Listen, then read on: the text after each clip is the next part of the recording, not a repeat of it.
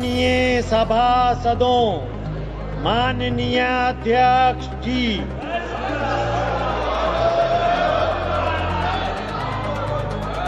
महासचिव,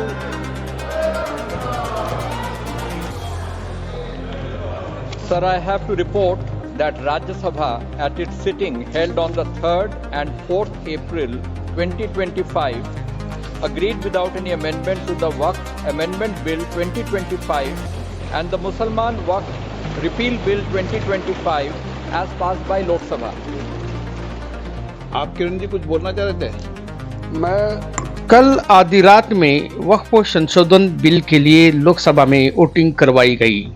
हालांकि ये बिल लोकसभा में तो पास हो गया है, मगर इसके पक्ष में 288 वोट पड़े, वहीं उसके विपक्ष में 232 वोट पड़े, यानी विपक्ष का एक भी वोट पाला नहीं बदला।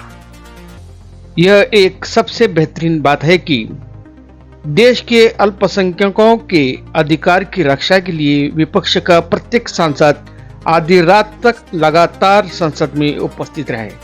वक्फ संशोधन विधेयक पर मजलिसे इत्तेहादुल मुस्लिमीन के महाराष्ट्र प्रदेश अध्यक्ष इम्तियाज जलील साहब कहते हैं कि जब वोटिंग पूरी हुई तो लगभग 50 वोटों का अंतर था। चंद्रबाबू नायडू और जेडीयू के नीतीश कुमार ने डर के मारे प्रधानमंत्री नरेंद्र मोदी का समर्थन किया, लेकिन 4 महीने के बाद जब वे चुनाव में जाएंगे तो लोगों का सामना कैसे करेंगे? यही एक सवाल जनता के सामने है। अजित पवार भी पीएम मोदी का समर्थन कर रहे हैं। अब जब बिल पास हो गया है तो हम एक लड़ाई सड़क पर और दूसरी लड़ाई सुप्रीम कोर्ट में लड़ेंगे, लेकिन हमें सुप्रीम कोर्ट से ज्यादा उम्मीद नहीं है। अगर ऐसे जज हैं तो रिटायरमेंट के बाद एनएचआरसी चेयरमैन बनना चाहते हैं या राज्यसभा की सीट चाहते हैं तो न्याय नहीं होने वाला है। पीएम मोदी के राज में बहुत सारे ऐसे जज हैं जो रिटायर होते ही पीएम मोदी के बगल में जाकर बैठ जाते हैं। इसी तरह का सवाल मजलिसे इत्तेहादुल मुस्लिमीन के अध्यक्ष इम्तियाज जलील ने किया है। वक्फ बिल पास होने से पूरे देश में बड़ी नाराजगी फैल चुकी है। हालांकि जब इतना विरोध होते हुए भी वक्फ बिल को पास कर लिया गया, केवल वोट और सत्ता के लिए दो समाज में दूरी पैदा करने की साजिश रची गई। ब्यूरो रिपोर्ट, जमजम न्यूज इंडिया।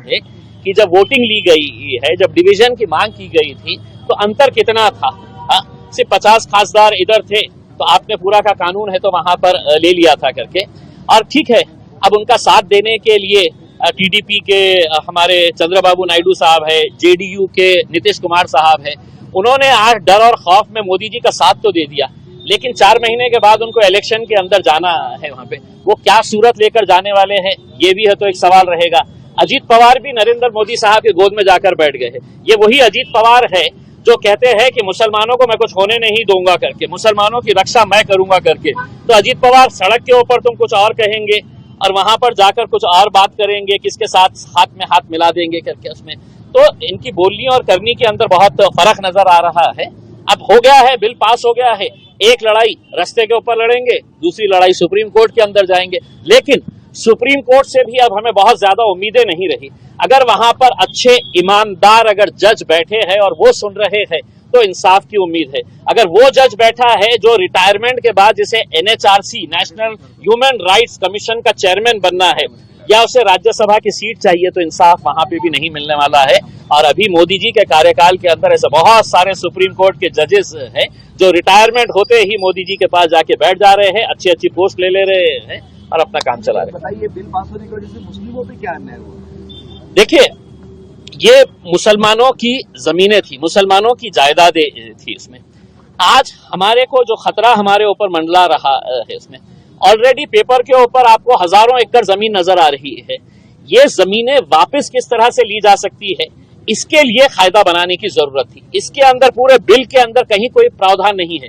आपको ताज्जुब होगा अगर कोई मुतवल्ली पहले वक्फ की जमीन को बेचता है, वक्फ की जमीन को पहले बेचता है तो 2 साल की सजा और नॉन बेलेबल ऑफेंस था। अमित शाह जी ने इतने खुश हो गए हैं कि चलो मैं मुसलमानों को तो ये, लेकिन मेरी इनकी जमीनें जो बेच रहा है तो 2 साल की सजा कम करके उसको 6 महीने कर दिए हैं, और जो नॉन बेलेबल ऑफेंस था उसको बेलेबल ऑफेंस कर डाले है। तो यानी कि आप इससे समझिए, अगर आपको सही मानों में मुसलमानों की अगर मदद करना था तो आपने इस कानून को सख्त बनाना था। आपने पूरे मुतवल्लियों को, पूरे जितने भी बोर्ड के मेंबर धांधलियां किए हैं, उनको कड़ी से कड़ी सजा कैसी मिल सकती है, हम उसका सपोर्ट करे होते। लेकिन आपने उसको ना करते हुए उनको ये कहा है कि भैया अब तुम बेचो, जो भी बेचने का है, 6 महीने रहेंगे, ज्यादा से ज्यादा बाहर निकल जाने का। और करोड़ों रुपए की जमीन है, आप नासिक की जमीन ले लीजिएगा, आप औरंगाबाद की पूरी जालना रोड ले लीजिएगा, उसमें ये पूरा कैलाश पेट्रोल पंप, ये वो जितना भी है, ये किसकी जमीन के ऊपर है? नारेगांव के अंदर 80 एकड़ जमीन है, पूरी की पूरी जमीन है, तो आपने विवादास्पद कर दी है। अब कलेक्टर साहब बैठेंगे और बोलेंगे कि नहीं ये सरकारी जमीन है करके, और कलेक्टर साहब कैसा बोलेंगे? या तो देवेंद्र फडणवीस फोन करेंगे, ये जगह आपली आहे बोल, आणि त्यांना लढू द्या सुप्रीम कोर्टामध्ये, हायकोर्टामध्ये।